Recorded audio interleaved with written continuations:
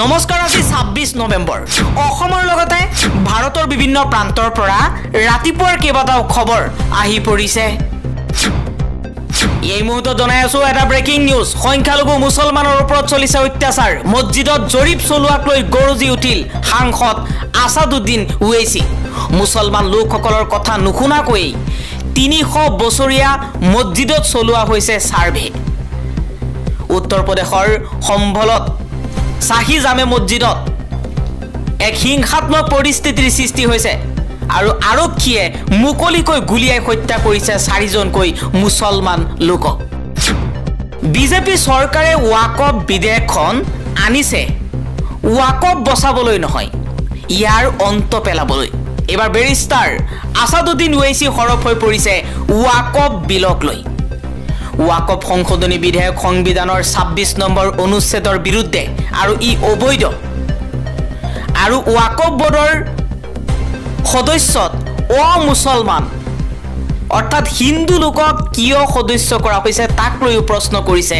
আসাদুদ্দিন ওৱেইচি অৰুণাচল প্ৰদেশত জলবিদ্যুৎ প্ৰকল্প নিৰ্মাণৰ বাবে কেন্দ্ৰৰ অনুমোদন অৰুণাচলৰ সি ইউমি জিলা টাটো আই হাইড্ৰো ইলেক্ট্ৰিক প্ৰজেক্ট নিৰ্মাণৰ বাবে ১৭৫০ কোটি টকাৰ অনুমোদন কেন্দ্ৰৰ ৪০ মেগাৱাট হিও হাইড্ৰো ইলেক্ট্ৰিক প্ৰজেক্টৰ বাবে ১৯৩১ কোটি টকাৰ অনুমোদন জনোৱা হৈছে অৰুণাচল প্ৰদেশত ৩৬৮৯ কোটি টকাৰ দুটা জলবিদ্যুৎ প্ৰকল্প নিৰ্মাণৰ বাবে কেন্দ্ৰই অনুমোদন জনাইছে ৩৫০টা ৰকেটেৰে ইজৰাইলৰ ওপৰত পুনৰ আক্ৰমণ কৰিলে হিজবুল্লাৰ আক্ৰমণৰ মাজতে ইৰাণৰ দাবী ইজৰাইলৰ প্ৰধানমন্ত্ৰীৰ জীয়াই থকাৰ অধিকাৰ নাই ইজৰাইলৰ প্ৰধানমন্ত্ৰীয়ে হাজাৰ হাজাৰ নিৰীহ নিৰপৰাধী শিশু মহিলা বৃদ্ধক হত্যা কৰিছে গাজাত সেইবাবে ইজৰাইলৰ প্ৰধানমন্ত্ৰী বেঞ্জামিন নেতান্যাহুৰ জীয়াই থকাৰ অধিকাৰ নাই শীঘ্ৰেই তেওঁক হত্যা কৰাৰ দাবী জনাইছে ইৰাণে উচ্চতৰ মাধ্যমিক চূড়ান্ত বৰ্ষৰ পৰীক্ষাৰ সময়সূচী ঘোষণা ১৩ ফেব্ৰুৱাৰীৰ পৰা ১৭ মাৰ্চলৈ অনুষ্ঠিত হ'ব ৰাজ্যত উচ্চতৰ মাধ্যমিকৰ পৰীক্ষা দিল্লী বিশ্ববিদ্যালয় ছাত্ৰ সন্থাৰ নিৰ্বাচনৰ ফলাফল ঘোষণা সভাপতি আৰু যুটীয়া সম্পাদকৰ পদত এনএছইউৰ সমৰ্থিত প্ৰাৰ্থীৰ জয়লাভ দুটা পদত জয়লাভ কৰিছে এবিভিপিয়ে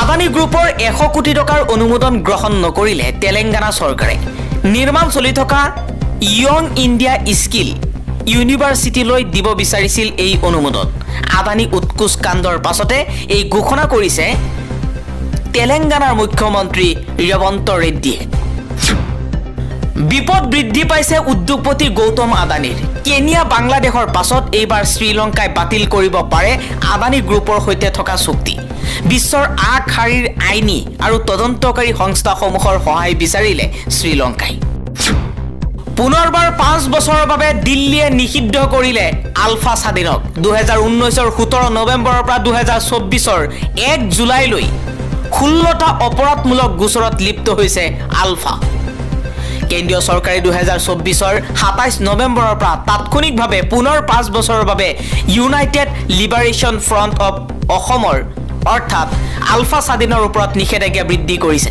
সোমবাৰে গৃহ মন্ত্ৰালয়ে জাৰি কৰা এক জাননীত এই বিষয়ে উল্লেখ কৰা হৈছে লগতে ভাৰতৰ পৰা অসম ৰাজ্যক পৃথক কৰাৰ উদ্দেশ্য ঘোষণা কৰা তেওঁলোকৰ সংগঠনৰ বাবে অহৰহ ভাবুকি আৰু ধন দাবী কৰা আৰু ধন দাবীৰ বাবে আন বিদ্ৰোহী গোটৰ সৈতে সম্পৰ্ক বজাই ৰখাৰ কথা বিবেচনা কৰি এই নিষেধাজ্ঞা বৃদ্ধি কৰা হৈছে সেনা বাহিনীত যোগ দি যুদ্ধ কৰিলে মাফ কৰা হ'ব বেংকৰ ঋণ এবাৰ ৰাছিয়াৰ ফালৰ পৰা এই ঘোষণা কৰা হৈছে বৰ্তমান সময়ত ৰাছিয়া ইউক্ৰেইনৰ মাজত যুদ্ধ চলি আছে এই যুদ্ধ অব্যাহত ৰাখিবলৈ বদ্ধপৰিকৰ হৈছে ৰাছিয়াৰ ৰাষ্ট্ৰপতি ভ্লাদিমিৰ পুতিনে কৈছে ৰাছিয়াৰ নাগৰিকসকলে সেনা বাহিনীত যোগদান কৰিলে তেওঁলোকৰ ঋণ ৰেহাই দিয়া হ'ব এই সম্পৰ্কত এখন আইনতো স্বাক্ষৰ কৰি মোহৰ মাৰিছে ভ্লাদিমিৰ পুতিনে এই আইন মতে সেনা বাহিনীত সেৱা আগবঢ়াই থকা লোক আৰু তেওঁলোকৰ পত্নী বা স্বামীক ৮১.০৫ লাখ টকা পৰ্যন্ত ঋণ মাফ কৰা হ'ব অহা 1 ডিচেম্বৰৰ পৰা এই নিয়ম বলবৎ কৰা হ'ব। অসমৰ পৰা 3000 কোটি লুটি মুখ্যমন্ত্ৰী হিমন্ত বিশ্ব শৰ্মাই ঝাৰখণ্ডৰ নিৰ্বাচনত ব্যয় কৰিছে। এবাৰ হিমন্ত বিশ্ব শৰ্মাৰ বিৰুদ্ধে সৰব হৈ এই মন্তব্য কৰিছে অখিল গগৈ। কেন্দ্ৰীয় নেতা হোৱাৰ সপোন পূৰণ কৰিবলৈ মুখ্যমন্ত্ৰী হিমন্ত বিশ্ব শৰ্মাই অসমখন লুটিলে বুলি মন্তব্য কৰিছে অখিল গগৈ। উপ নিৰ্বাচনৰ ফলাফলৰ পিছতে মুখ্যমন্ত্ৰী ডক্টৰ হিমন্ত বিশ্ব শৰ্মাক আক্ৰমণৰ লক্ষ্য কৰি লৈছে বিধায়ক অখিল গগৈ। শিলচৰত পুনৰ হিমন্ত বিশ্ব শৰ্মাৰ বিৰুদ্ধে গৰজি উঠি অখিল গগৈয়ে কৈছে যে হিমন্ত বিশ্ব শৰ্মাই অসমৰ মানুহৰ কষ্টৰ ধন ঝাৰখণ্ডত খৰচ কৰিছে। অসমৰ পৰা প্ৰায় 3000 কোটি টকা লুটি নি হিমন্ত বিশ্ব শৰ্মাই ঝাৰখণ্ডৰ নিৰ্বাচনত খৰচ কৰিছে। হিমন্ত বিশ্ব শৰ্মাৰ ভুল কৌশলৰ বাবে ঝাৰখণ্ডত বেয়াকৈ হাৰিছে বিজেপি। উচ্চতম ন্যায়ালয়ে সমাজবাদী আৰু ধৰ্ম নিৰপেক্ষ শব্দক লৈ প্ৰত্যাহ্বান জনোৱা গোচৰ খাৰিজ কৰিছে। বাতিল কৰিব নোৱাৰিব সমাজবাদী আৰু ধৰ্ম নিৰপেক্ষ শব্দ। ভাৰতৰ ক্ষেত্ৰত সমাজবাদী মানে কল্যাণকামী ৰাষ্ট্ৰৰ কথাহে বুজোৱা হৈছে। বিজেপি নেতা তথা অধিবক্তা সুব্ৰমণিয়াম স্বামীয়ে আপত্তি দৰ্শাই দাখিল কৰিছিল আবেদন। সুব্ৰমণিয়াম স্বামীৰ লগতে বলৰাম সিং আৰু অধিবক্তা আশ্বিনী কুমাৰ উপাধ্যায়ে দাখিল কৰিছিল আবেদন। AIUDFৰ মুৰব্বী বদৰুদ্দিন আজমলৰ বিৰুদ্ধে সৰব হৈ পৰিছে জাকিৰ হুছেইন লস্কৰ। জাকিৰ হুছেইন লস্কৰক 6 বছৰৰ বাবে নিলম্বন কৰাৰ পাছতেই বদৰুদ্দিন আজমলৰ বিৰুদ্ধে সৰব হৈ পৰিছে বিধায়কগৰাকী। AIUDF দলত গণতন্ত্ৰৰ স্থান নাই। AIUDFত আজমলে চলাইছে একনায়কত্ববাদ। সংখ্যালঘুৰ অধিকাংশ ল'ৰা চুৰ বুলি আজমলে কৈছিল। মুছলমানৰ বিৰুদ্ধে মন্তব্য কৰিছিল বদৰুদ্দিন আজমলে। AIUDFৰ পৰা বহিষ্কাৰ হোৱাৰ পিছতেই এই মন্তব্য কৰিছে জাকিৰ হুছেইন লস্কৰে। এবাৰ 10টাকৈ হিন্দু পৰিয়ালক উচ্ছেদ কৰিছে অসমত। মাটি দখল কৰি অবৈধভাৱে বাস কৰা 10টাকৈ হিন্দু পৰিয়ালক উচ্ছেদ কৰিছে প্ৰশাসনে। খেৰণীত উচ্ছেদ অভিযান। উচ্ছেদ দেখি কান্দোনৰ ৰোল পৰিয়াল কেইটা। কাৰ্বি আংলঙৰ খেৰণীত 10টাকৈ হিন্দু পৰিয়ালক উচ্ছেদ চলাইছে। মাটি দখল কৰি বছৰ বছৰ ধৰি আহিছিল বসবাস কৰি। আৰক্ষীৰ সৈতে বাঘ বিতণ্ডা বহু লোকৰ। পশ্চিম কাৰ্বি আংলং জিলা আয়ুক্তৰ উপস্থিতিত এই উচ্ছেদ অভিযান চলোৱা হৈছে। আদানী উৎকোচ প্ৰসংগলৈ উত্তপ্ত সদন। শীতকালীন অধিৱেশনতেই উত্তপ্ত হৈ পৰিছে আদানীৰ উৎকোচ প্ৰসংগক লৈ। 27 নৱেম্বৰৰ 11 বজালৈ লোকসভা ৰাজ্যসভাৰ কাৰ্যসূচী স্থগিত ঘোষণা কৰা হৈছে। 2025 চনৰ মেট্ৰিক পৰীক্ষাৰ সময়সূচী 15 ফেব্ৰুৱাৰীৰ পৰা আৰম্ভ হ'ব 2025 চনৰ মেট্ৰিক পৰীক্ষা।